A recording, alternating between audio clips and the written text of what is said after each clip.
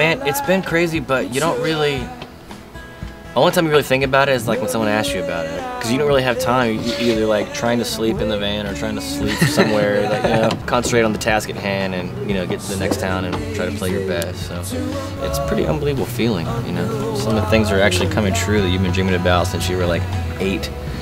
I see a picture in your eyes of a man that's going to die. If you don't love me,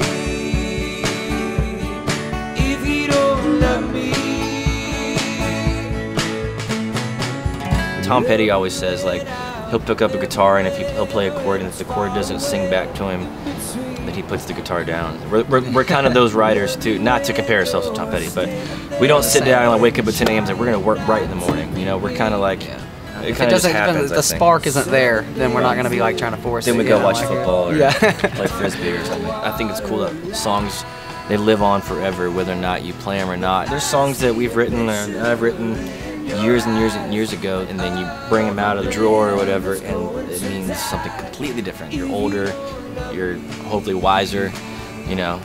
I think it's cool. I like the idea of songs kind of going and taking their own shapes and places and doing their own thing. I think that's cool.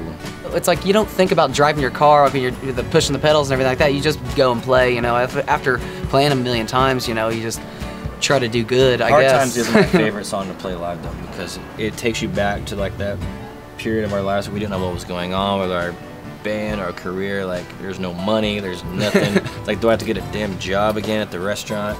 Yeah. So that was kind of scary, and we're in Austin, like, maybe this is the last time we're going to be doing this. So a little piece of that comes out every single time for me on that song. 3 of us are from Texas, and he's from Oklahoma, which is pretty much Texas. The hat. They knew it was good for Texas him. hat. But yeah, going back to Austin and playing that, it's going to be pretty awesome for us. A lot of friends and family will be there, and plus it's a festival we've been going to since we were younger.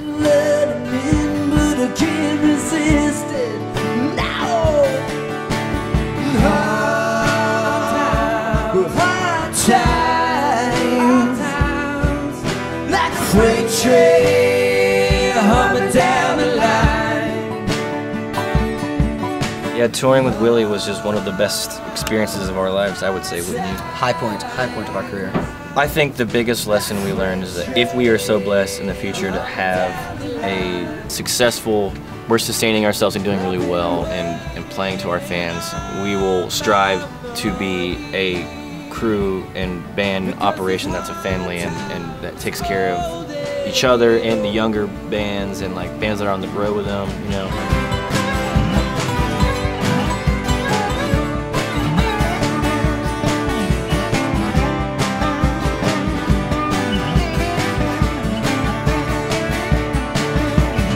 First record, just self-titled, that's what it is. It's who we are, not that sounds cheesy and cliche, I'm sure, and really we couldn't think of a damn title, so it's just kind of like, let's just self-title it. The whole idea of the project was like, well, we just got to call it Wild Feathers, you know, because we've been working for it, and it's like we mixed together like everything we had and demoed 80 damn songs and like just, okay, this is the Wild Feathers record, this is how it's going to be. Right, you know, and like, if you're trying to find a title, or, you know, it's kind of like with songwriting, if you're trying too hard, it's like you should probably just leave it alone.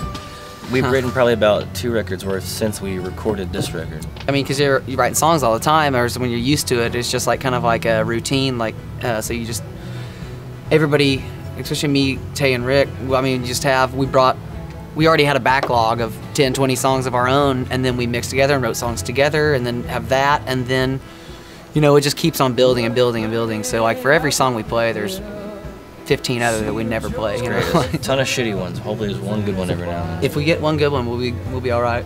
Out here, you don't really complete a whole lot. It's a whole lot of ideas, and yeah. And a lot of it's sound check. You've been driving for 8 hours.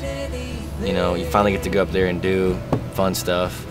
So you try to like milk it for all it's worth and stay up there as long as possible until they kick you off, you know? I think this tour, we've done like, there's about 30 half songs we've or just like, you know, like, oh, well, that got that chorus or some riff or a verse or whatever. Great, because that's how the ceiling formed, you know? Yeah. There's a bunch of half ideas, so.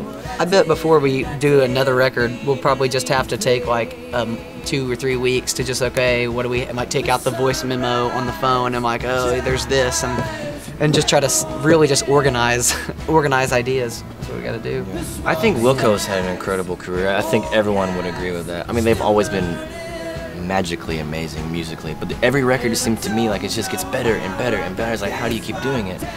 And I don't ever want to be like, we had so much success and we're just kind of like hanging on to what we had a couple years ago. I feel like bands like Wilco and My Morning Jacket, they just keep going and going and going and going and going. And you know, artists like Beck and you know, Dylan, that kind of change a lot, but it's always good.